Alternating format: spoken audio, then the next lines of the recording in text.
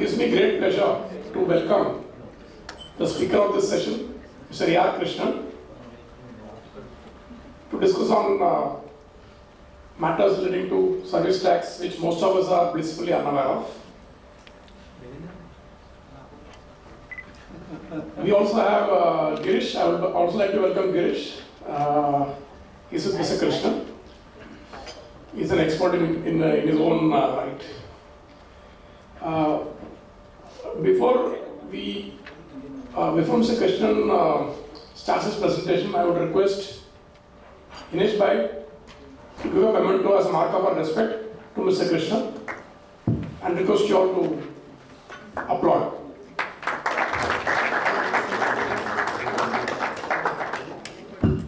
Mr. Krishnan, the time is short, the floor is yours.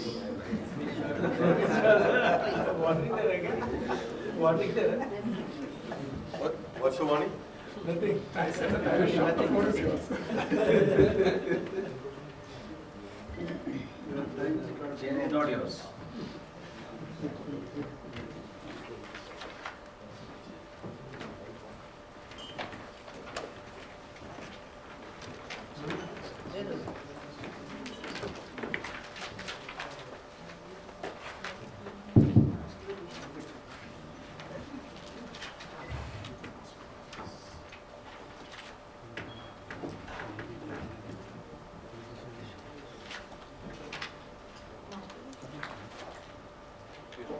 Dear friends, let's take a start. Time is short. Actually, Ganesh is very right. Mic in my hand is very dangerous. I don't get a chance to speak at home. So I have never released it. Somebody tells, keep quiet, shut up.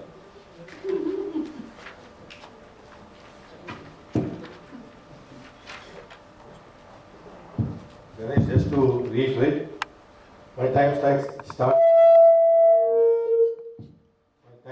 now. I've got 85 minutes.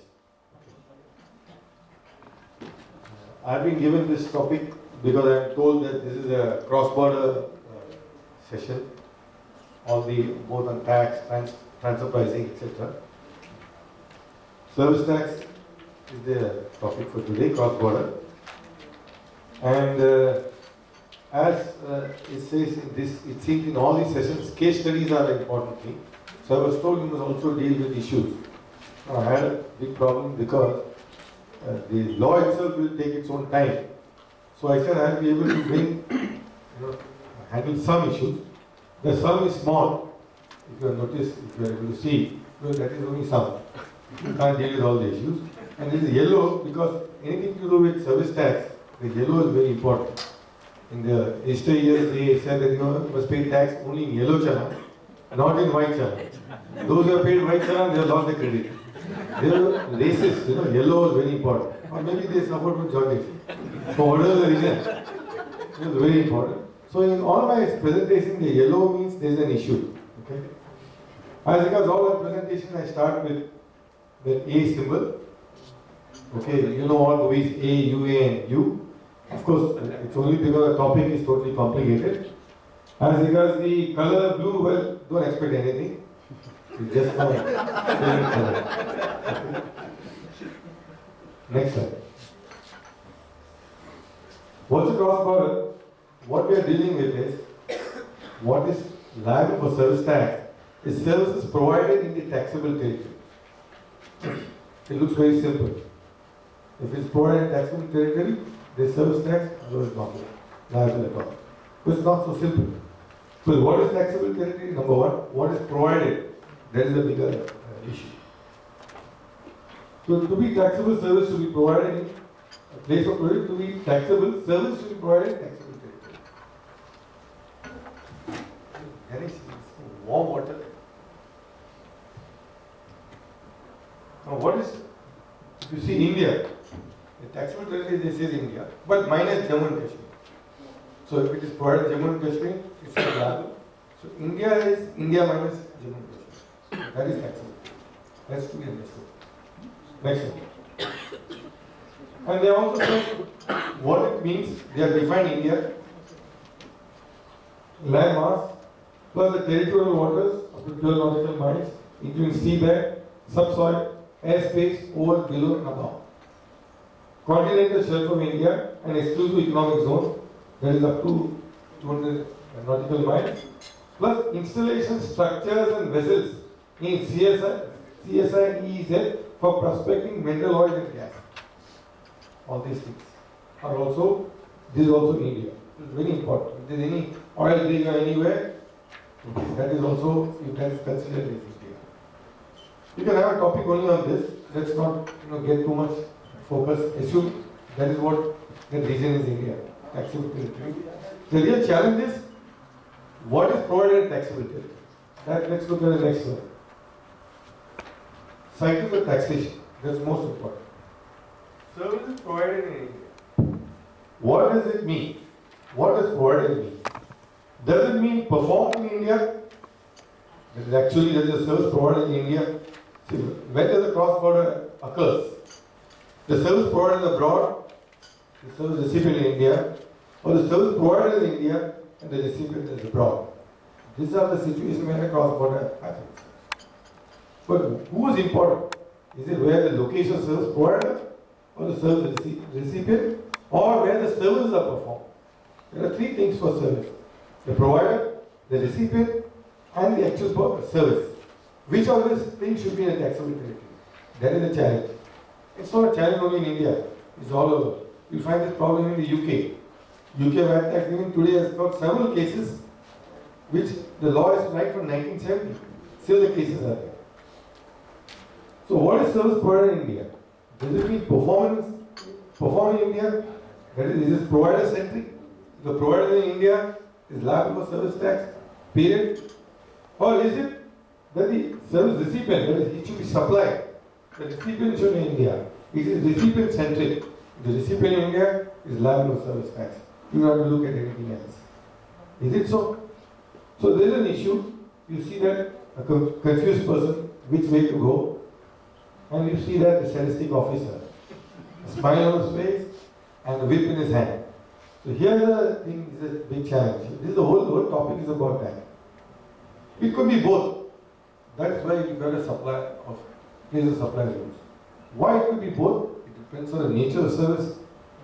Simply said, if it is the service of the hand, say cargo handling or storage warehousing where physical important, then one can say it is provided centric. If it is an intangible, like IPR or consultancy services of the mind, then one could say it is service centric, recipient centric. So it's a combination of both, and hence you require rules. You need to understand what in case supposing a person is, a US person is providing a service, managing a consulting service to an Indian. The Indian person in India, he is receiving the service. So whether the service provided in India or provided outside India, because it is of the mind, it's an intangible, one can say it is received in India. And in any case, the Supreme Court has said, rightly or wrongly, that this is a consumption-based tax. Abroad also is consumption-based, but there are certain, shall I say, riders to it. Let's look at our place of supply rules. Next slide, please. Place of provision rules, place of provision of services, whether in taxable territory or outside taxable territory. That is what today's topic is. I hope there is a material which is being given. It's quite comprehensive. I will consider that as read. Either now, later, or see all this material. I always give a material whenever I speak. For having something in the shelf. But I invariably see, including myself, it remains permanently in the shelf. It is a shelf life. Only when there is a problem, somebody refers. That's true of all of us, including me. But please remember, the shelf life of this law is the FMCG product, fast moving consumables. So you need to understand this very, very short. Section 66C governs the government is empowered to notify the place of provision rules. And then they are notified from 1st July 2012.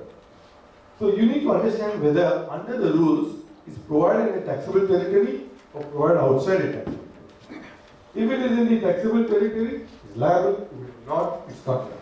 This is the summary. Next slide, please. The important key is identify the taxing jurisdiction for the service. These rules identify the place where a service shall be deemed to be provided. Basic philosophy is consumption based. Wherever service is consumed, that is where one would say the site is of the service, and hence if it is consumed in India, it is liable, not consumed in India, not liable, but then there are riders and exceptions. Consumption criteria are nearest proxies adopted to reduce controversies. Because what happens is, consumption may not always be the conclusive test. So that is why there is an exception. There could also be a case where you are not able, the service is consumed at one place, but service providers in India, service recipient.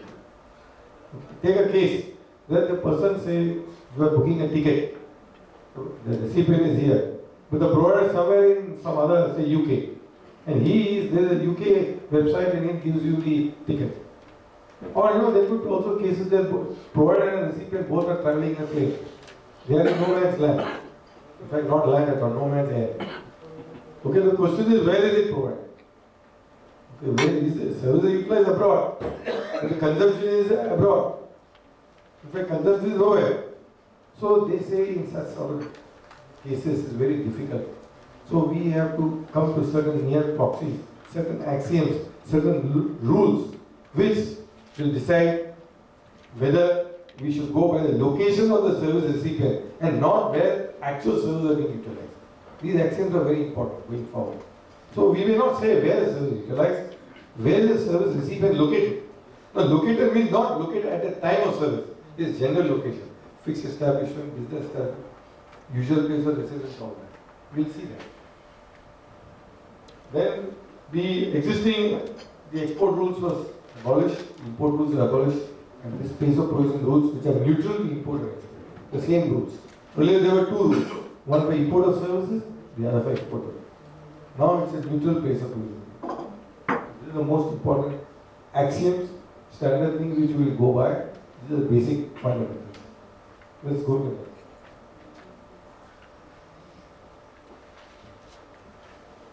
Now, what are the place of provision for different situations is proposed as that. And these are the place of provision rules under different scenarios. And let's look at it. We will be, when there is a description of service and there is a place of provision of service. So, based on this description, the service considered to be provided. But each of this, as we tell the story, is 1, 2, 3. If you see, each one of them will have a story. It's like a Mahabharata if you have seen. You try to tell one story, but in that there is another story. And when he goes to say that story, there is another story. So we need to look at that to articulate the real law. So basic rule, all services except is specifically covered. What is the basic rule? Location of service recipient. Wherever the recipient is there, if it is in India, it is liable. If it is not in India, recipient is not in India, not liable.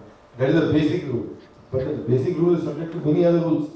Only if those rules don't apply, you need to go to the basic rule. Go to the first. What is the basic rule? It says taxable territory, not taxable territory. ABC is service provider. PQR is the receiver. He provides service to him. This file in India is liable. When it is liable, both are in a taxable territory, the provider pays. In this case, he provides service to the DEF receiver.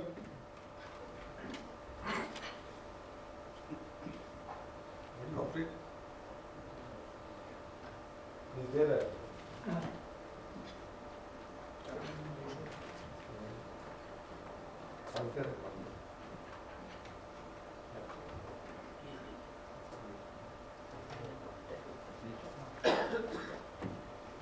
so here the provider is ABC, recipient is DEF, the service go here. Since the recipient is abroad, there is no service tax. Now in this case the service provider is abroad, the service recipient in India, recipient in India is liable for service tax. And since the provider is outside India, the recipient will have to pay and he has to register and pay as a recipient. This is a basic rule. And this basic rule is subject to all other rules, which I said there are several stories which we will look at. Next slide. Now, having come here, it says the location of the service recipient. But if not available, sometimes you can't find out who is the service recipient. Because the person sitting in India is going on giving several services. You don't know where the recipient is. Rarely possible.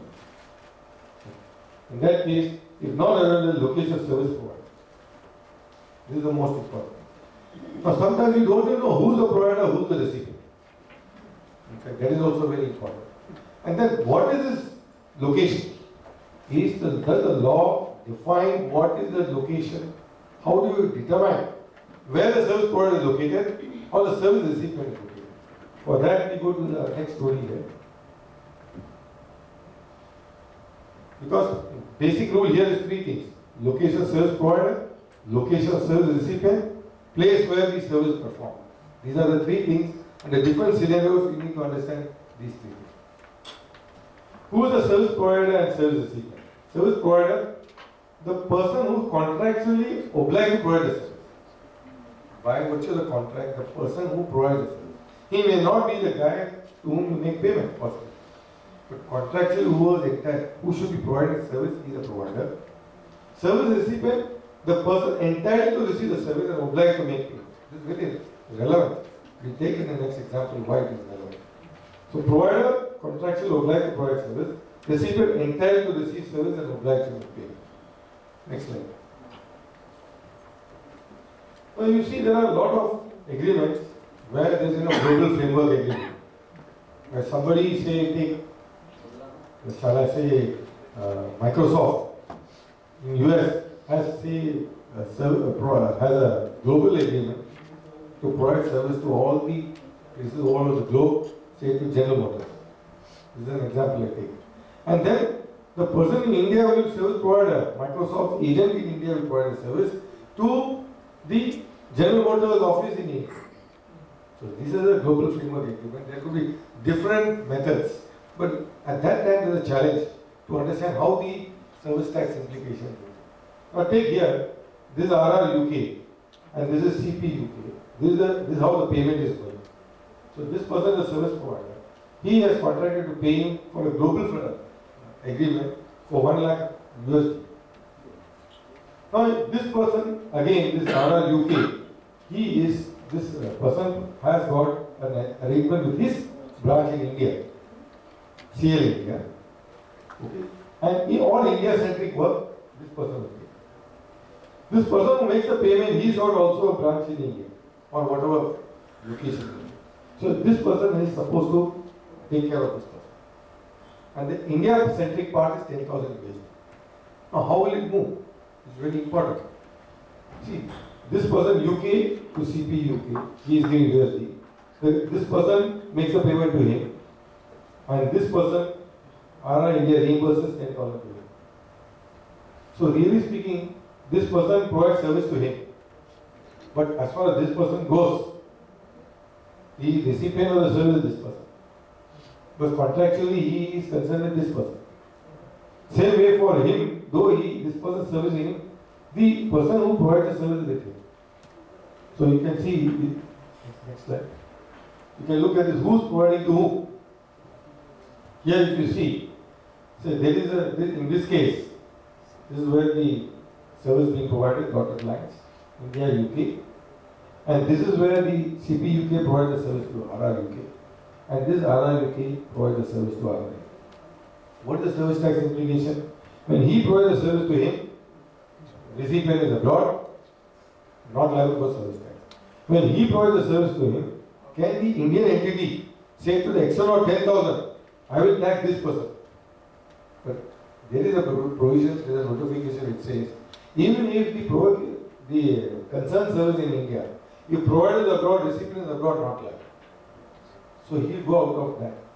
But as it is this, when he reimburses to his will, this way, when he provides the service, even if it is a branch, if he makes the payment to him, and this person will be liable because he is the recipient, he is the provider, and the reverse charge mechanism, he has to pay service tax. That is how it is. This is how this whole thing will work. There could be another method where there is only a framework agreement, but actually independently there is an agreement here. because it's only a framework. Real no consideration passes.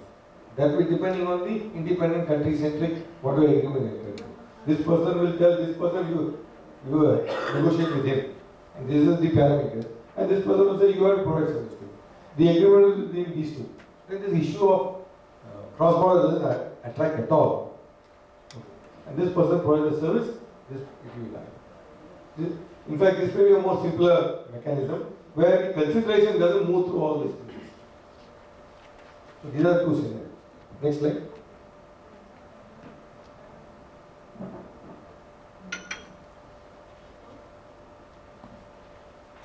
Oh, what is the service provider? What is the location of service provider? Yes. Yeah. Yes. Yes. Slide.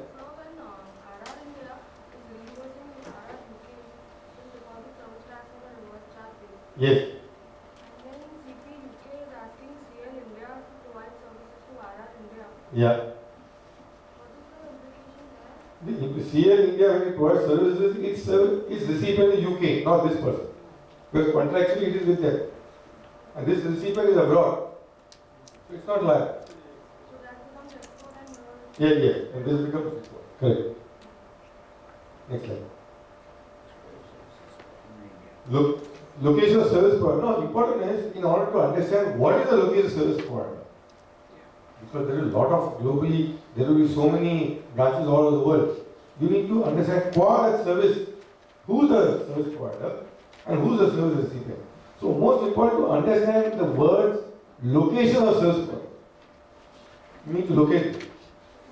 So first rule, the rules say single registration.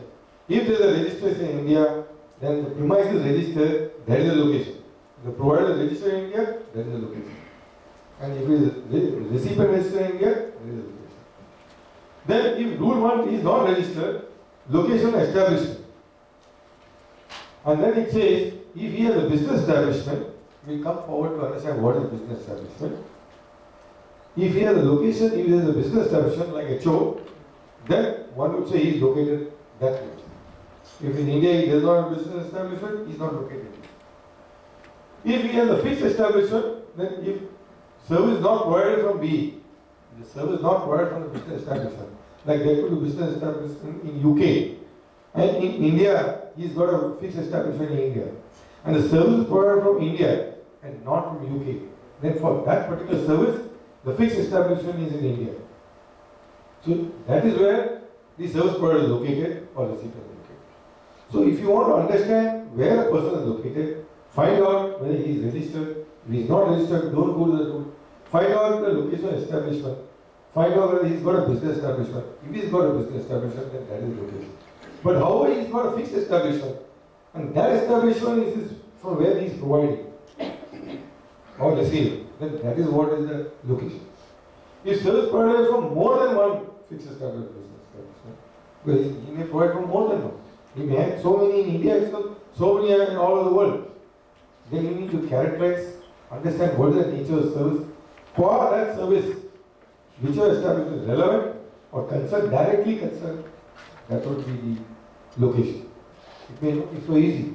There could be a splitting, but we'll come to that. But you need to understand this for that service. So you need to understand, in order to find out whether the service provider is located in India, located abroad, find out first the service, from where it is provided, from where it is received, whichever establishment is receiving it or providing it, that establishment, once you localize, say in India, whichever location, Chennai or Calcutta, because that is also important. Only India may not be important.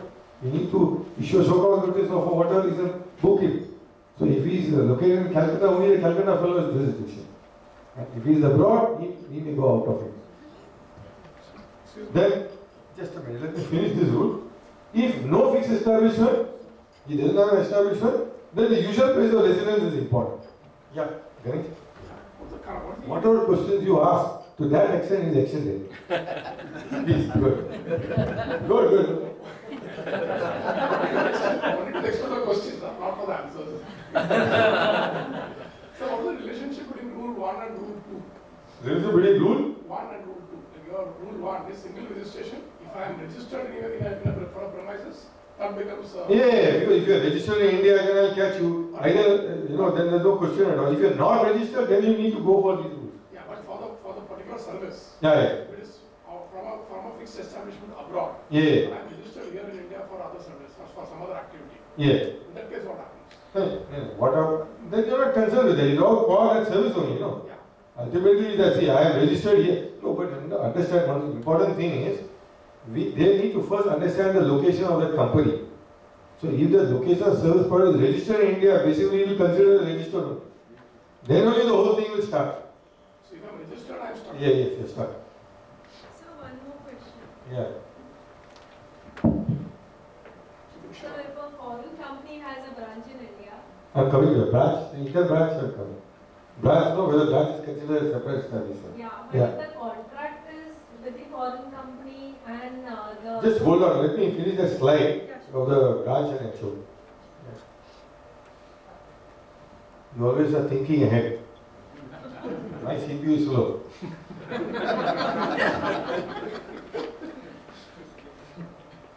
If no fixed establishment, usual place or receiver. This is very important. Go to the next slide. Receiver again, single registration provides is registered. It's important. Then, same thing, receiver also. So, if it is registered, then it will be considered located in India. Establishment again. And another thing, Ganesh, to circumvent the rule, there is one more rule which I will tell you later. Establishment in India and establishment abroad, they are two separate. So, even if you are registered in India, if the foreign company has received a service, you are out. Okay, that part of it will come. So, then, if premises registered, if this is not the next rule is establishment, you need to understand that wherever the business establishment, there is a location. If there is a fixed establishment from where the service provided and not from B, then that fixed establishment is important. If there are more than one fixed establishment, the establishment will provide the service or receive the service is important. And if neither fixed establishment nor business establishment like individuals, or they don't have any establishment on it, in that case, the usual place of residence, mainly for individuals. Next slide. Then establishment, business establishment, fixed establishment, there are two things which are important. Now here, the branch, agency, representative office in a territory treated establishment in the territory. If you have a branch in UK, then it's considered you have a establishment. It's deep. That branch may be defunct or whatever it is. But moment there is a branch there, or an agency, or a representation office in a territory treated as establishment in that country. So this is very important. Of course, what is establishment? We need to understand. Okay, that we, the next slide, elucidate. Establishment doesn't mean that there is a just a courier or mail receiving office can be established. There should be other parameters to say there is an establishment. Then the next rule is very important. Establishment outside India and establishment in India treated as separate persons. So if you say Tisco in India, Tisco abroad, UK, these are treated as two separate establishments. This is very, very important. Otherwise, Tisco India will get taxed for the whole world's transaction. And that is what one of our cases has happened. And in spite of that, the judge was not agreeing. I said the whole India's transaction will be taxed. In fact, UK may not be taxing that tax. Their service there, but India will tax all the whole world's what's the thing we decide. So that will be not ridiculous. That is why this rule is very important. Next slide. Now issue about here. So see, there is an Indian HO. Okay, he's got customers abroad, and he's got overseas branch. This overseas branch takes care of the promotion distribution function. And say it's a pharmaceutical company. Okay, they need to promote their product abroad, meet doctors, MR, etc., etc. And then the sale goes from here. But they have expenses. You remit those expenses towards the expenses. Issue is whether the HO is liable to pay service tax on remittances. Because there is already a rule. This and these are separate to individual persons, separate establishment. So the question is whether this amount which you are reimbursing to them would be liable under those charges. This is a very important issue facing everybody. Now, of course, we need to understand one thing. If that company, that country has got a transfer pricing regulation, there will be a markup. Moment there is a markup, the issue is he considered as a service provider. So the entire thing will be liable in the reverse charge.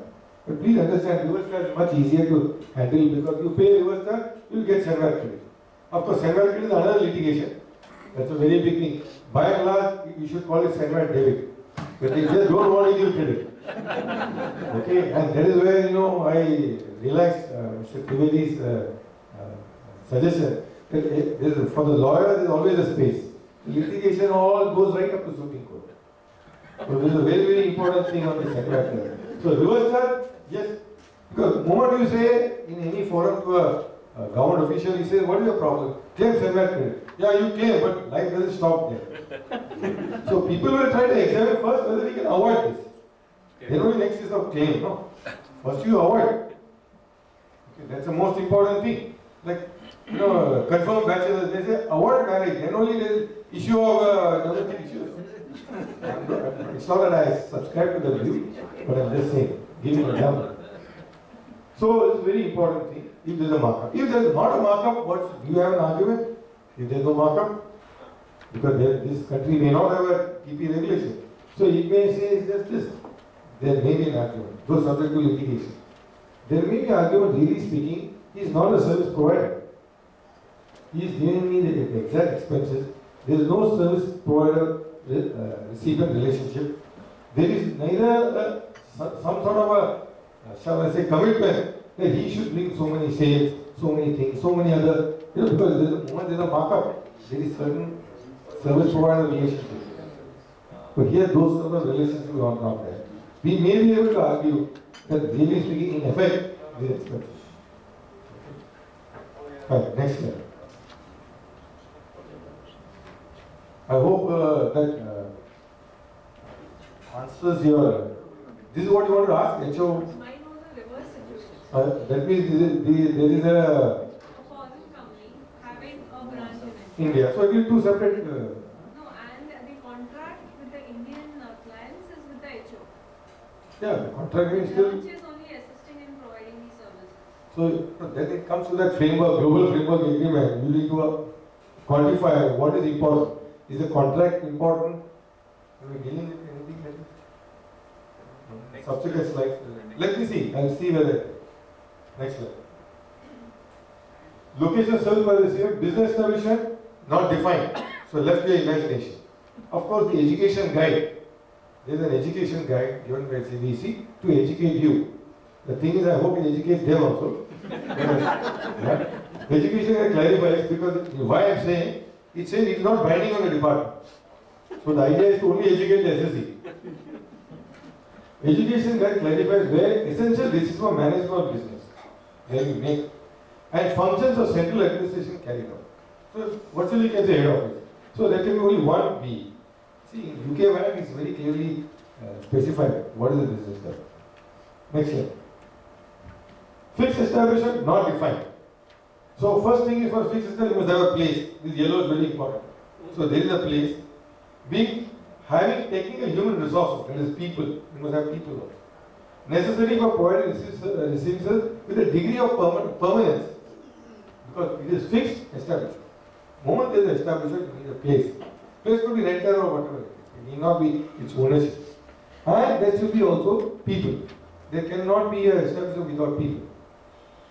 Okay. Either syndicated or maybe whatever method. And there should be degree of permanence. So in order to decide whether it's fixed establishment or not, the three P's are important. Place, people, permanence. This is the most important rule to decide whether it is a fixed establishment. Because there will be challenges many times to decide whether in India it has got a fixed establishment. If it doesn't have, it may go outside the tax. Next slide. Sir, Yeah. Yeah. Next slide. if there is a vending machine put up in India only, Yeah. will there be a fixed establishment or will there be any service tax Can you note down? I think this. Please note it down. Towards the end of the session. Yeah. Next slide. Usual place or what is usual place? If neither you have fixed establishment nor nothing, then you have to look at usual place. For a company, it says place of incorporation. So if there is no fixed establishment or business establishment, then wherever it is incorporated, that is considered it is located there. For others, there is individual not defined. For individual, it should have been defined. Not defined. But the education guide clarifies a place where a person ordinarily resides. wherever he resides. Now, what do you mean by reside? Home plus family plus employer. These are three parameters. If you want to decide whether you are located in UK in India, please decide where is your home, where is your family, and where is your employer. This is not so easy. Because one of it may be in India, two of it may be there. Okay, this is a very important thing. And then home and family may not be same in many cases. Or there could be two homes or two families. So it's very difficult to say. I think by and large, because there is a case which happened. The UK guy went to France every day for his employer. The issue was, where was the usual place of residence? France or in UK? So the question at that time they said it is UK. Because there is a degree of permanence there, where the family and home is. Okay? Of course, some people are more at home, office than at home. And the question is where the permanence. But by and large, you should understand that it is home plus family plus employment. Because it's very relevant. If the foreign citizen comes to India and he or she avails of services, would it, the location of service recipient, though in India you avail a service, is actually abroad. So very, very important. So usual place of residence in case of telecommunication service only they have given exception. Billing address of the subscriber available with it. Wherever the person's billing address, that becomes very difficult. So that's why only for telecommunication they have said, this, wherever the billing address of the subscriber available, the service provider has a billing address. Wherever that address is located. Next slide. If service provider receive from provider or receive from more from or at more than one establishment most directly concerned to the service vendor. That particular service from where it is provided, that is what. So say in India Cisco, again you have India Cisco, you have Microsoft India, Microsoft abroad. If the service coming from Microsoft abroad, then the question would be, actually it is Microsoft abroad, so it is the provider abroad, receiving India, it's a cross-border transaction. Now the question is, I think, what you are trying to say is, it is abroad, but contractually it is in India, correct? Or maybe contract is abroad, the guy here is the thing. So what is more relevant? The contract is around the actual provision service. We'll come to that. The establishment, now here there is a Chinese channel, very landmark case, very important, Queensland decision. The establishment directly concerned will be determined by the significance of the activities performed. It's very important. What is the significance of the activities performed? And the part they play in their contribution to the service provider, supply. So the entire thing, scheme of things is supply. What important part they play and the significance of the activities performed. If that is significant, then that establishment will be done. Next slide. Now this is where we answer the question partly. Education guide says, provide the following indicators. They are only indicators. Contracts between a service provider and service recipient. The contract, where the name is, where it is. If no contract, email, document, setting and oral understanding. Staff of which FE is involved. That is also important. Which staff is involved? Performance agreements. There are some performance level agreements. And if that performance is not up to the mark, then the question is, whom would you catch? Is it subjected to international arbitration? Where is the jurisdiction of the court? So there is a performance agreement. Details of how business fits in the larger corporate structure for the recipient as well as providers. And establish from where services are actually performed or actually consumed, effectively used, enjoyed. It is the last. So actually where it is actually used. So these are indicators. There is no gunshot 1 + 1 = 2 formula. You need to bring all this together and say by and large, how significant is the Microsoft branch which are provided to you service. Here, when actual fact you have agreement with the Microsoft abroad, whether he is more important, this fellow is more important. If it's just a framework agreement, then maybe this fellow is more important. But actually it's a global agreement, where everything is from there. Then in that case, that fellow may be more important. In fact, it may not even be Microsoft abroad. My own entity abroad must be already having an agreement there, and that entity must be actually answerable to me. So then this person may not be relevant as against it. But there is no formula. You need to look at all this. Okay, the person who gives you service is important, but who is he? I don't know him. I know Microsoft abroad, so he would be more important. So it may reverse charge applicable. What we advise is in all these contracts, you should very clearly specify whether implicate service tax. If it is applicable, it is the reverse charge, I will pay. Otherwise, what happens? That fellow will also pay, and then this fellow will also pay. And most important, invoice is coming from US. So the question of service tax doesn't arise. If the invoice is coming from you, you have to tell him in the agreement itself. So I think that is where it's very important. Next slide. Mentioning in the agreement, would it solve the problem? I think it should solve the problem. Because the person who's in India, the client says, I'm going to deduct the service tax. He's going to tell that the client is wrong. No, when you don't have an agreement with him. Both are at stake. Finally, you don't know what's going to be. No, I think you have to take a position. No, you have to take a position of that is most important.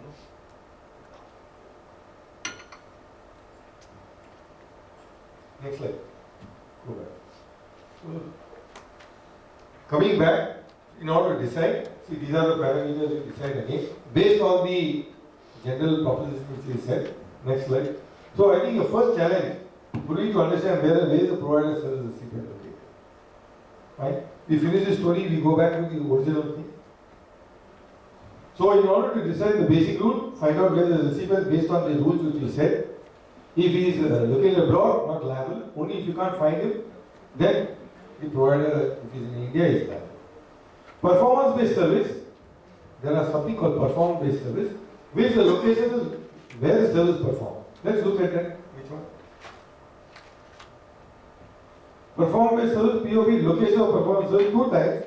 Work upon goods, work upon individuals. Now, two things are important. Perform is actual performance. You either perform on the goods or you perform on individual. Perform on the individual means like beauty, cosmetic surgery, etc. Next slide. Type 1, work upon goods. Service provider service in respect of goods made physically available. It's very important. It should be made physically available to the service recipient in order to provide a service, repairs, storage and cargo handling, etc. So if it is physically made available, if the provider is providing a service, physical service, if it is abroad, not liable, because that is where it is performed. If it is provided in India, liable. Exceptions, remote access location of goods at the time of provision service. Now there could be remote access device. You have a computer here, maybe it is a high-tech machine. From here itself, you can go to your customer abroad, work upon his say computer or machinery, high-tech, say X-ray machines or whatever it is, work upon to that and then correct the anomaly in that. In that case, this is an exception. So the question, remote access location of goods at the time of the provision. Because what it says is, this rule, it says in performance-based service, it is where the go back. Go back. You have to go to the first slide, the table. Performance-based service, location of performance of service. Performance is the service provider. Performance. So where the performance is. So now you go back, go to that. Next. See, the question is, one may say that service performed in India. Okay, the exception has been provided because they say service provided, performed in India. But if you are able to access the other person, then you can say the goods are abroad, and hence it is provided abroad and not liable. That is the purpose. Goods temporarily imported for repairing reconditioning. Now there could be some goods which are temporarily imported. You correct it and send it back. The intention was to frame some rules and allow them not liable. But unfortunately, as of now, it's not so. So in which case we have to pay service tax. Software customization. I think software is the most hard thing. The total chaos. One doesn't know it is goods or services. It is the most difficult thing. It's just like man or woman. It's very difficult to find out. Okay? Yeah, go to the next. I'll try to dwell with something. There is sometimes no conclusion. Software customized like this. Supposing you are just giving a customized software. It's a commission job. In that case, rule 3 to apply and look at the service recipient. Because you are not working on any goods. So rule 4 doesn't apply. The performance-based criteria doesn't apply. So it will be rule 3, not apply. But however, he gives you a base software. He sends you a base software. And on base software provided the client, you customize it. So he gives you the form of CD. Then obviously it is work upon goods. And so you are working on his goods in India. Obviously it will be liable, its performance in India liable. But the question, what happens if it's sent electronically? Whether physically made available, can you say if electronically the software is made available to you and you have to customize that, can you say physically made available? Because you're students of international taxing, direct taxes. What is your take on this? Can you say it is the TCS judgment will apply and it is good, or ECC judgment 128 ELP, but that will apply? Because what is put in the media, it is good. But what comes electronically and you work upon it, once it sits in your computer and you work upon it, can you say it is work upon goods? What is your take on it? So whether CD is important or the contents of that CD is important? We are talking of two cases, sir. Yeah. One is CD imported, we say work upon goods, no issue. This electronically it comes through internet. So the contents of the CD again you download it into the computer. We are not talking about that, please. We are not talking at this side, that side. Electronically to telecommunication, you download it. Whether you can say work upon goods. No. Once it sits on you, it's work upon goods or not. Why, sir? See, work upon goods involves some repair, something. No, yes, sir. Because in service provider has nothing to do when I download the software in my computer, some service provider is not doing anything. That's not. No, you are not with me. Both of you are discussing something else. You please understand what is the issue on hand. The customization of the software. Your client is giving a base software, you are customizing on it. So you are working upon it. It's very important. So once he gives you electronically, the question is this. Not whether it's a work upon goods, whether that electronically imported software, through electronically, whether that becomes goods or not. If that is goods, then you are working upon it, that performs in India, it is liable for service. That is the issue, yes. What are software? When we look at electronically, Yeah. we are presuming it is not whether it is tangible or intangible. Yeah, correct. So I think the assumption or the another presumption is that electronically means it is intangible. Yeah. Is it so? That's not my question to you. Ultimately, a digital. So according to you, it's still tangible. It could be held to be tangible. Fine. So I think that is why the question mark is. We also did a lot of investigation. If you see the TCS judgment, it deals with One small point. Yeah. I think I read somewhere in the Constitution of India, the goods is defined as both tangible and intangible.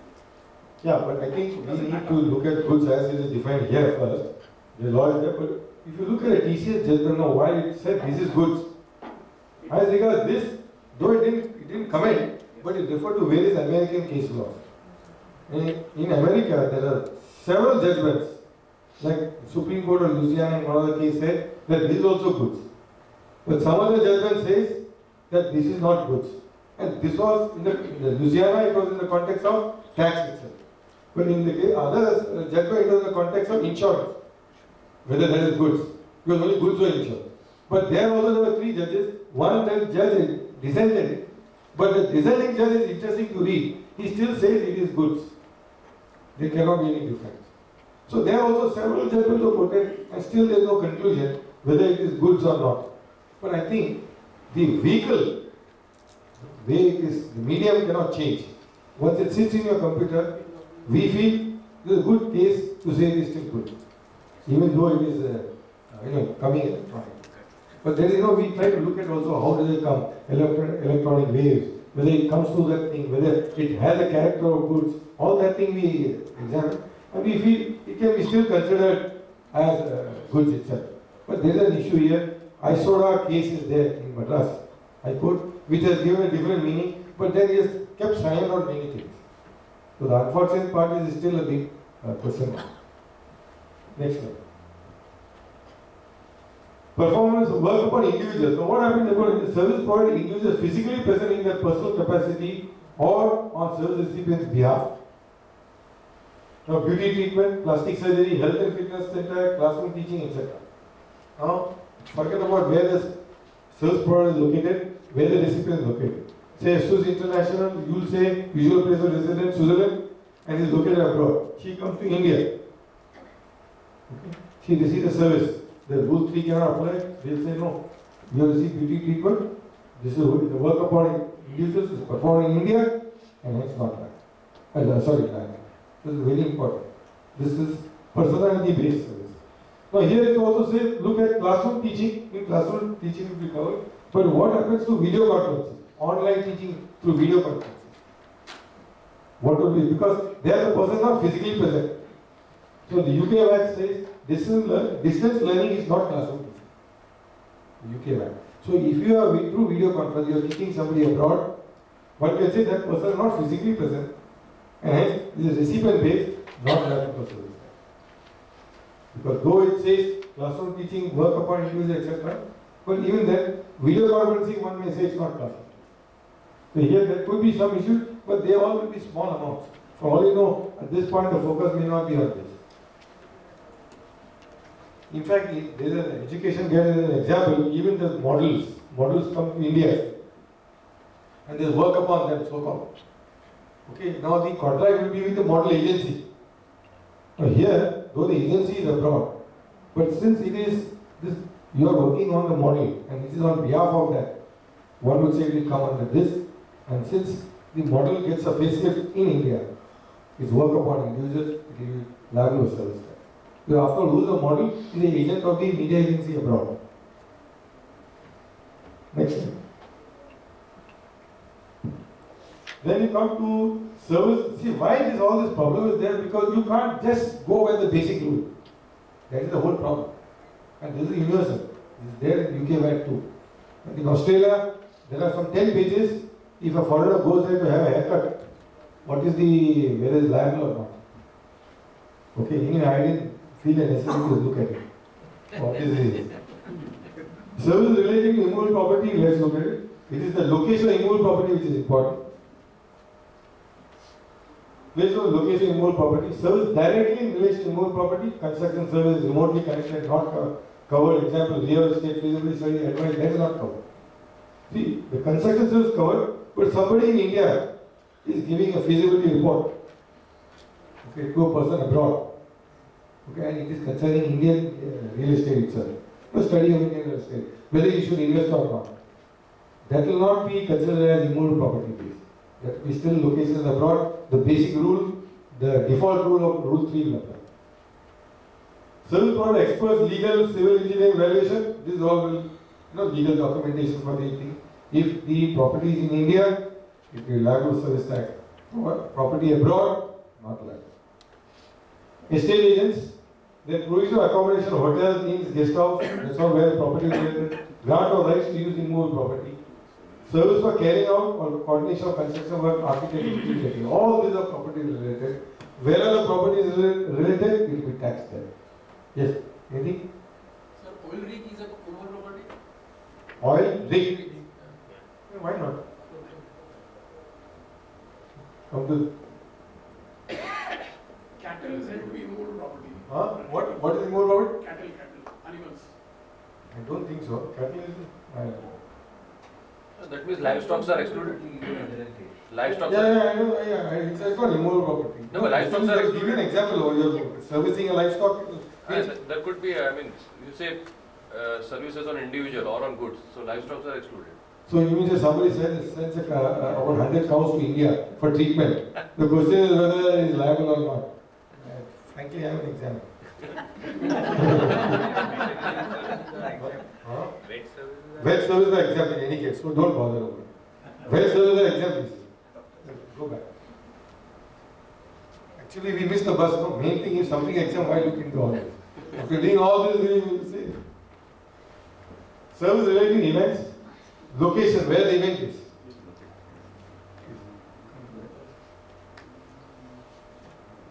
Place of provision, location, wherever the event is there, that is where the provision place is. Service provided, they have admission service, ancillary to admission, very important. The admission receipts, as well as the service ancillary to admission, and also organization event. Here, the admission and ancillary to admission, but organization, only organization is concerned. The ancillary to organization is not covered. The service ancillary to admission, because ancillary to organization will come under the default rule. So, service ancillary to admission covered, but service ancillary to organization not covered. Example, convention service, event management service, business exhibition service. So, wherever the service is, if in India you are having an exhibition and you provide service to a Chinese company for doing all that, it will be liable. Admission to entertainment events such as concerts, dramas, sporting events, amusement facilities covered negatively, it's anyway negative because they want to keep it for the state. Now here, the education guys talk of sound engineering service for concerts. No, it says it is ancillary to organization, but doesn't say whether it's liable or not. See, anything which is ancillary to admission, it will be covered under this very entry. Or if you do any work for organization, it will be covered. But anybody does ancillary to the organization, it will be still the default rule. That is very, very important. Because suppose I am organizing an event and there is some problem and there is some litigation going on. So the guy abroad, he retains me. Or there is a service tax issue, he retains me. Can I say it is ancillary to organization? No. In that case, even if it is ancillary to organization, it will still recipient pay. Next slide. Go. Then, one important rule, what it says is in 1, 2, 3, service of 2, 3, 4, this is performance-based service, where services are performance liable. Immovable property, where the immovable property is located, event, wherever the event takes place. But in respect of 2, 3, 4, provide more than one location. You could have a contract for more than one location. There is a location where the greatest proportion of service in taxable territory is provided. There is a proportion. They don't say if it is taxable or not taxable, you provide at 2 locations. Either break it or wherever the higher amount. They say no, wherever the higher the taxable. I'll explain. Good. It says Maharashtra is taxable territory, Kerala is taxable territory, Colombo. So you have one contract to organize exhibition on these 3 places. You have one single contract. That's a mistake you did. Place of provision of service, Kerala. Exports fully taxable is a small percent. If you know what they say, this is where it will be taxed. Because first locate, find out in India, and find the greatest proportion in India. First reading, you look at the rule. You think you need to look at this. And hence, since it is provided in Colombo, not liable. But the way they have said is greatest proportion in taxable territory. So, those which are exports will be fully taxed with small percentage in India. If the person gives service to a foreign company for these 3, then the entire thing is taxable. In case of imports also, what will happen if a person is providing service to us for these 3 locations? The entire thing will be taxed in India. Because this person is. So the better thing would be, in fact, when we pointed out to the government, to Mr. Garg, he said, why don't you have 3 separate bills? Issue is over. So I think that's quite a good suggestion, rather than going into all this. Next. Then you come to the great rule, which is called heads having tails you lose. What it says, provider and receiver both are in a taxable territory. But the services are any other part of the world. They say location of service receiver, notwithstanding the location of where you perform it, where is the property, or where is it. So even if the property is abroad, event is abroad, performance is abroad, but since both provider and receiver are in India, it will be taxable. Good. Krishnan, Yes. on this, if a receiver is in India, the receiver can form a branch abroad and take the services abroad? Why not? Because The contractuals will be performance is obviously But I'll outside give an India. example. I'll give an example. See, location of service provider recipient in India, performance immovable property event, provider is here, recipient is here. Consumption is in the taxable territory. Now this is where proxies, he said no, because he said this is very difficult. So what else he says is, well look here, provider in India, recipient in India, though the services are performed abroad, so the recipient in India I will tax them. For this he gives an example. Take an Indian company has got a helicopter, which is suddenly break down in Nepal. So he appoints somebody in India who repairs the helicopter and says you go abroad. Now he has his performance based work upon goods, he has done abroad. But because he in India, is like. This is the most important thing. This is called proxy rule, where service recipient, service is not important. Okay, so we pointed out this is not fair. So he said, why it's not fair? I said the reverse is not true. And he got out a notification. Says, if service provider is abroad, recipient is abroad, even if the service is done in India, we accept. And the reason given is quite a good reason. I can't keep looking at where the service provider is very difficult. It's like not like goods. No? Goods you can see actually going. Service is something you can never know only. where the service takes place. And goods is a factory, boundary, wall. Person sitting in Dombivli can give somebody in Seattle the service. So it's very difficult. So what he says is I can only find out the provider and the recipient. Hence this. And since you have told me the reverse is not true, the reverse I am accepting. In any case, you will not know what service has taken place between the provider and the recipient. But say a French architect, in France 3 things are good. All of you know that, no? Wine, the architect and the woman. All 3 are the best. And of it I tasted.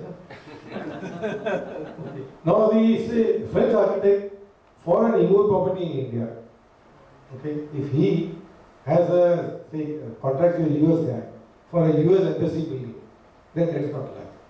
That's very important. Okay, this is accepted. Since provider and recipient both are allowed. Yeah, Paresh, what do you say? Yeah, say, Even your questions will be excluded from the time given. no, instead of performance of immovable property, it has a service recipient as a project abroad. Yeah. And service. I'll take this question in there. Please. Because there is one complicated slide of specified service. Okay. This I need to deal with specifically. Specified services, this is one of the most controversial issues here. Specified service is where the service provider is. Normally it is where the service recipient is. But in case of specified service, government wants to put a spanner. And say these services, we will go by where the provider is. What are the 4 specified types? Service provided to account holders by banks, FIIs, NBFCs. To account holders. So there it will be where the provider is. Please go ahead. Service to account holders, location is the service provider. Account means, what is an account? Means an account bearing interest to the deposit into the NRE and account. So if you have an account with somebody, a foreign bank, where they don't give interest, then it is not considered as having an account holder. And this rule may not be triggered. Example, operation of bank account, lending, deposit, safe lockers, money transfer, all that. Now the bank charges paid. So all this question is, if you have an account which carries interest, then the question is, and you pay to a foreign bank, then it is considered as bare performance. But if you have an account that without interest, then you are the recipient service, the bank charges will be liable as a recipient. I'll take an example. Bank charges pay for operation of nostro account. Now, if the nostro account of an account is bearing interest, then this rule will be triggered. And in which case, if the nostro account, foreign bank, levies you tax, since the service provider is abroad, it will not lie. But the same nostro account does not have interest. Same thing, that bank charges, the default rule, recipient rule will be triggered, this rule will not apply, and hence the recipient have to pay. I hope all of you follow it. This is very important. Next slide. Service to non-account holders, those people may also give non-account holders also. Place of the default rule apply, service recipient, like leasing, merchant banking service, securities, FX broking, FX purchase or sale, asset management, depository, advisory, so many things. To a non-account holder, it is recipient based. So if I get service from a foreign bank, then in India, the recipient has to pay. If I provide service to somebody abroad, then not. This is a basic rule. Next. Online information database access or retrieval service, it is where the service provider is. Earlier it was where the service recipient is. So you subscribe to an online site abroad to get weekly updates, law updates or whatever it is. Since the provider is abroad, not live. Earlier it was recipient. As say you won't get exports. Intermediate services. Now this is one of the most important in this entire topic. Okay. So I need to finish this because this is creating the maximum issue. Earlier, if you are a commission agent or commission agent for goods or services, if you are an intermediary, if the recipient is abroad, then you are treated as exports. But now it's not that. If you are a commission agent, if it is a commission agent for goods, then not liable. But if you are a person promoting services, then it's liable. And even though it's export of services, you have to pay service tax. And let's look at, because the place of provision for such cases where qua the service provider. Wherever the service provider is located, it will be liable. What is intermediate services? Very interesting. person like broker agent who arranges or facilitates the provision of services. The service in yellow, please mark, is very important. Between two or more persons. Say you syndicate a service between A and B, then you are intermediary. So what is important? Two services are important. Main service between the principal and third party. So between A and B there is a service. C is syndicating that service, connecting A and B. So A and B is the main service. C to A or C to B, whichever is the intermediate service. Intermediate service for which he receives the commission. So this is the most important thing to understand who is the intermediate. So you need to understand A, there is the main service and there is your service contributing to the main service. Where main service provided on own account, not intermediate. If you provide a service on your own account like buying and selling, freight forwarder, etc., then that is not intermediate. For being intermediate, there are three people doing a transaction. You syndicate a service between another service provider and receiver. It's very important. We'll look into it. Why, if you are providing on your own account, it will not be intermediate. Next slide. So this is the principle, this is the third party. Services can be either way between them. You are an intermediary. You are either purchasing, syndicating a purchase of service or selling of service, whatever it is. Receipt of service or performance service between these two. This is the main service and you are intermediary. So features of transaction, no material alteration. This nature of service, there should be no change. You are not adding any value to that service. Separation of the consideration. In case you are billing on their account, they will separate my service so much, means so much. Separate identity and title. That's important. This service, they hold the title. His service only he has title. So these are the requirements of this intermediary. Next one. Main service, now this is where the interpretation. Now this is a possible interpretation. When I am considered an intermediary for an overseas service, since I am a service provider here, I have to pay tax.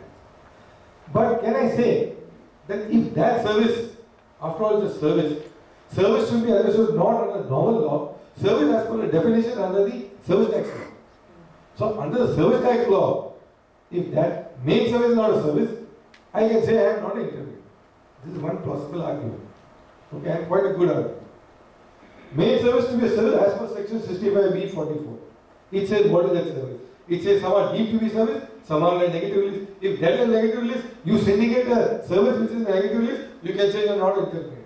If you are not intermediate, received abroad, not liable. If main service is not a service, then no intermediary. The commission, what are intermediate? Commission agent for services, travel agents, team agent, and travel agent. Well, who is not an intermediary? Commission agent for goods is not intermediary. Stock brokering providing service to purchase and sale of securities, not intermediate because securities are goods. Very important. So any intermediate for goods is not liable. Then money transfer is not liable. There is circular 163 which says because what happens? Transferring money is not a service.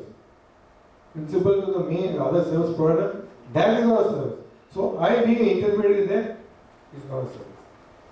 Can you say manpower recruitment is not a service? Because what am I doing? You see in the shipping industry, you have to give a lot of seafarers to foreign going ships. So when you provide a service, the important thing is between those two is the employer-employee relationship.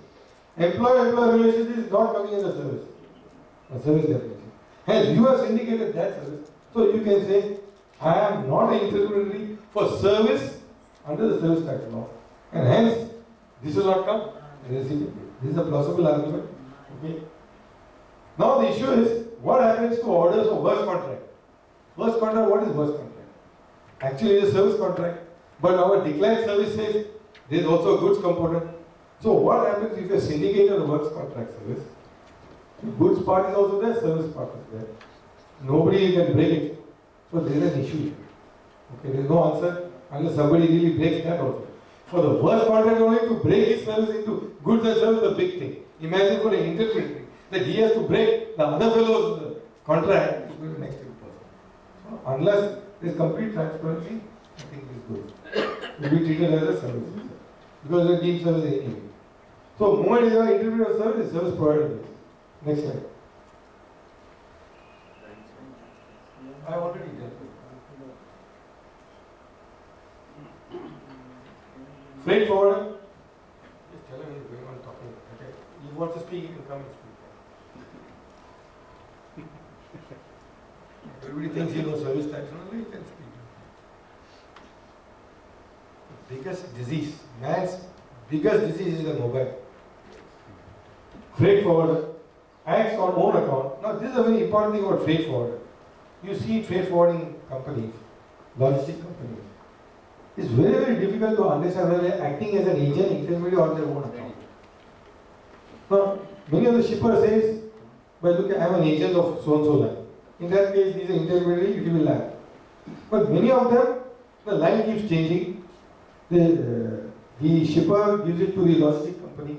Logistic company gives to any lines available. Okay. Now, the shipper, the logistic company pays to the shipping line, say 10,000 per TEU. This was charges 12,000.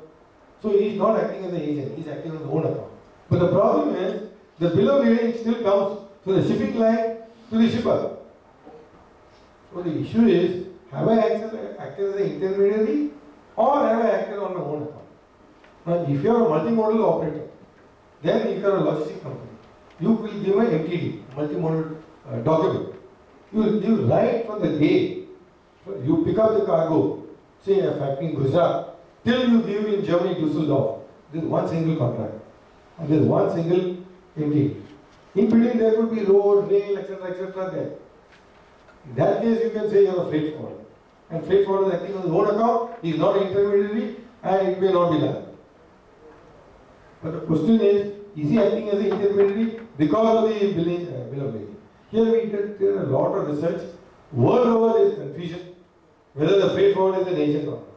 We looked at Australian GST, Canadian model, UK model, you name it, everywhere there is enough judgments to say this is he sometimes is an agent, sometimes this. Of course, this was in the context of the insurance law, maritime insurance. But the problem still remains. My thinking is, one can say that if his conduct is basically a principle to principle, then maybe he is a freight forwarder and not a collector. But remember one thing, if the cargo is lost, who is responsible? The line or the logistic company. Okay, same way for the freight, he can recover from the logistic company or from the shipper. All this is still a gray area. There is no conclusive answer on this. Though the education guide has ignored this issue of bill of lading, and he said if a freight forwarder acts on his own account, takes his own risk, not liable, does not come into it. Next slide. Go back. This finishes the story of intermediary. If you want to intermediate, you have to please wait, let me finish, and then you can. Hiring means of transport. You are in a hurry?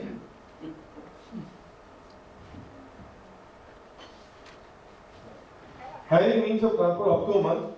Any hire up to a month, it will come under this rule, otherwise it will go to the recipient rule. Now, of course, hiring means of transport is very important. There is a lot of issue. You can look at the education guide, which will means of transport. A crane is not a means of transport. But hiring a cab, hiring an aircraft, or a ship, that will be a means of transport. So it's very important to understand this. Though we don't experience this very much in daily life. So I'm not looking into the absence of time. But is control required over the equipment or a vehicle or? No, it only says that if you hire a transport less than a month, then it is where the service provider is. Otherwise, it is where the recipient is. So if somebody hires, suppose I give on hire aircraft, it's rarely India gives on hire aircraft, it takes. So if it takes for long lease, obviously we will be liable as a recipient.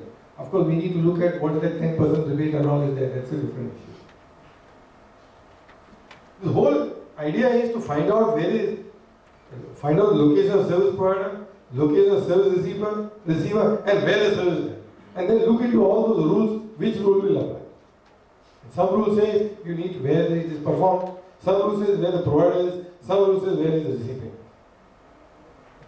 And by and large, sometimes there will be time. I'll look at a time record test over there. This, go back.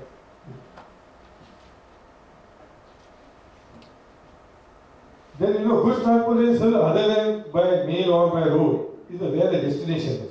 So you can look at that. See, place of provision other than GPS, a place where the destination.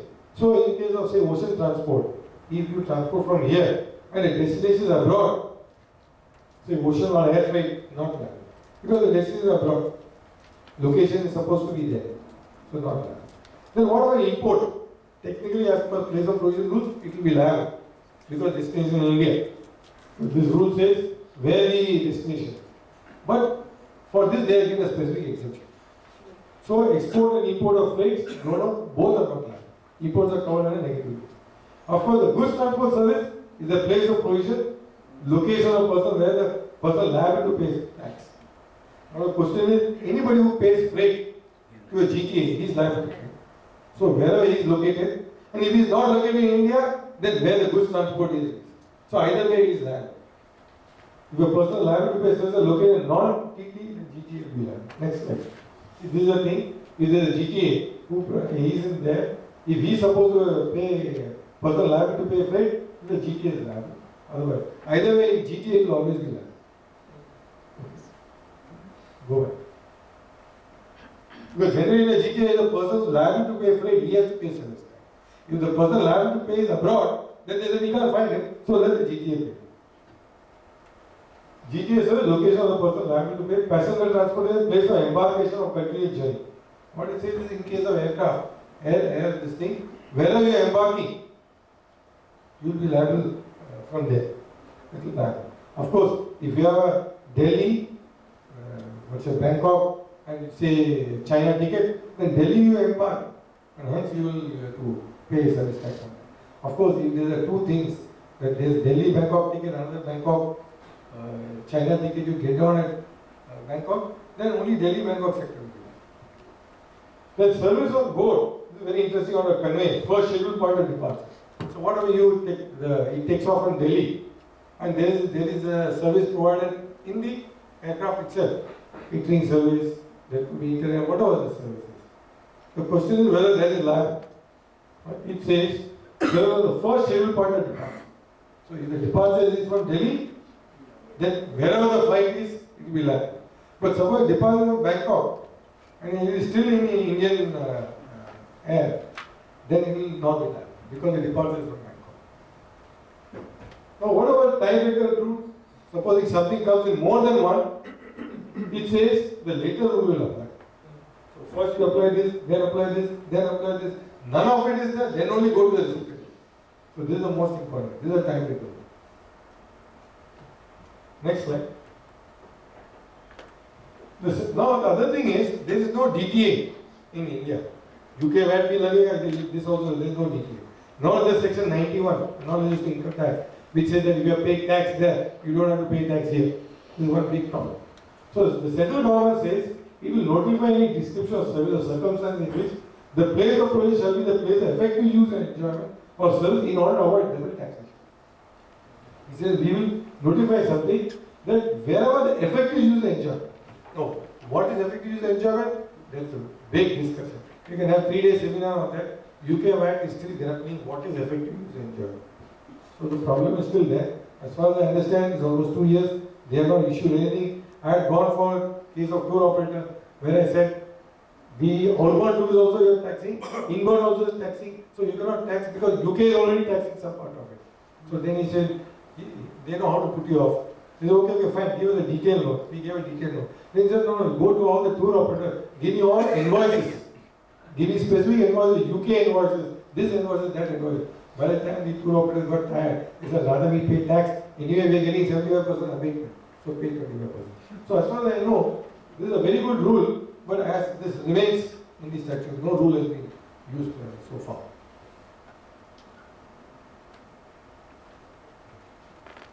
That's the end of my presentation. Next slide. Yeah, as in first slide, last slide is always the same in all the things. There is a write-off and there is a confused person.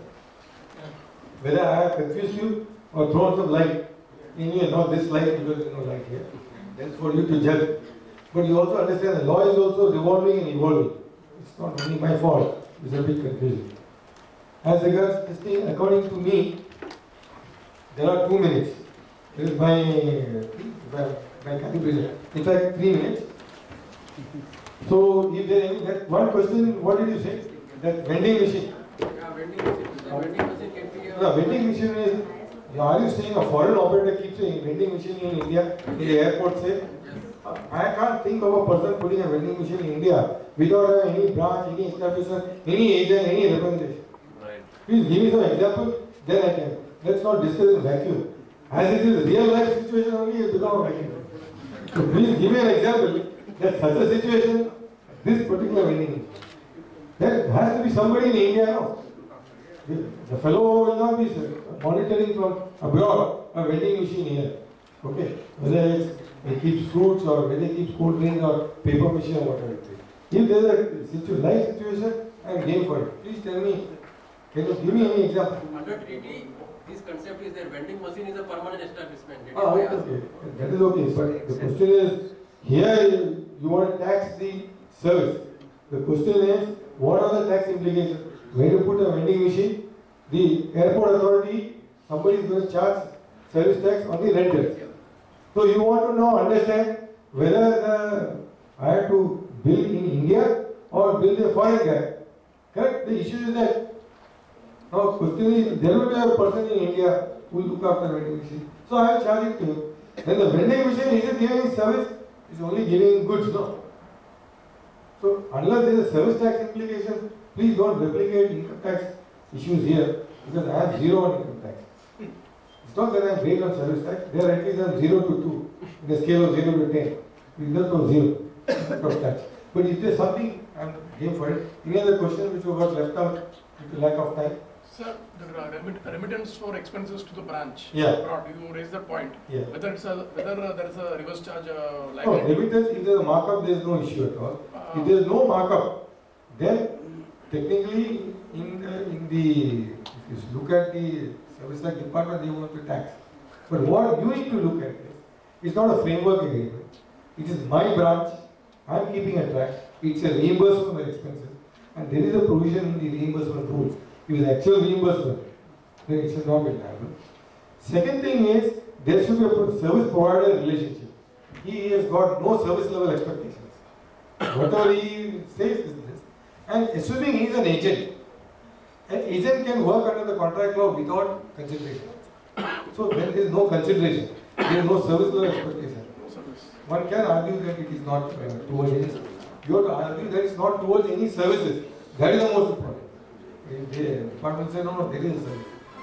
After all, the customers. Yeah. Last. Sir, TDS is there. So crossing of section is there in TDS. Yes. Service tax on that TDS is applicable. I tell you very interesting. This is the thing where the department is only one guy in India has noticed this. I think one gentleman or something. Because we have been telling from the beginning, what is grossing up? It's again towards the service itself. So not to pay service tax on that and the reverse charge will not be correct. Okay, thank you very much.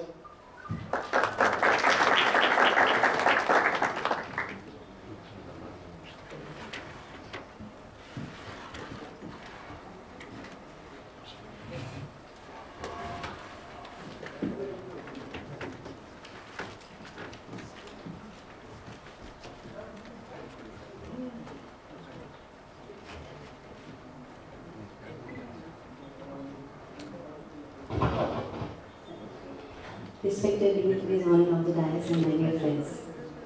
I and Ganesh, when we share the dais, we already have a similar concern. Especially when you have to say word of thanks, there is an anxiety that what you are going to speak